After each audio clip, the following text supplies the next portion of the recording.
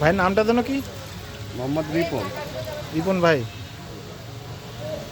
রিপন ভাই, এই কাটা বরফ কতদিন যাবত তৈরি করেন?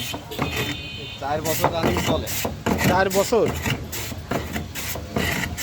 এখানে কি আর কেউ তৈরি করতো নাকি আপনি একাই তৈরি করেন? হ্যাঁ, এখানে বড় ভাই থাকতো, আমি আছে মনে করেন 11 বছর আর আছে এই বছরে। তো এই জায়গাটার লোকেশনটার নাম যদি একটু বলতেন। এটা হচ্ছে নড়াইল জেলা, কালিয়া থানা, পুরুলিয়া মোড়। ও, পুরুলিয়া মোড়, বাস স্ট্যান্ড মোড়? না, বাস স্ট্যান্ড তো কালিয়ায়। না, এখানে পুরুলিয়া মোড় বাস স্ট্যান্ড বলে না এটাকে? হ্যাঁ, বাস জায়গা দাঁড়ায়, সমস্যা নেই, বাস স্ট্যান্ডও বলা যায়। আচ্ছা, ঠিক আছে।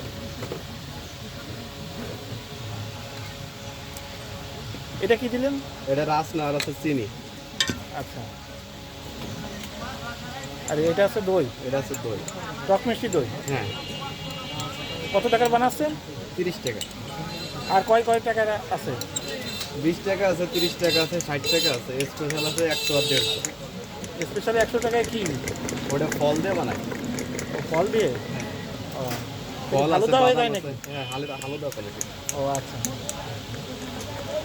এগুলো কি সব কিছু আপনার নিজস্ব তৈরি? জি। বরফটা মনে হয় খালি কিনা লাগে নাকি? হ্যাঁ, বরফটাও কিনা, তাও মনে করেন অর্ডার দিয়ে বানাই। এটা কি চিনির শিরা? হ্যাঁ, এটা আছে চিনির সাথে। আচ্ছা।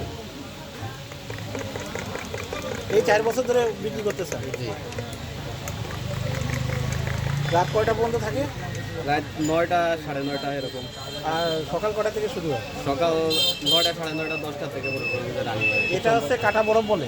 জি।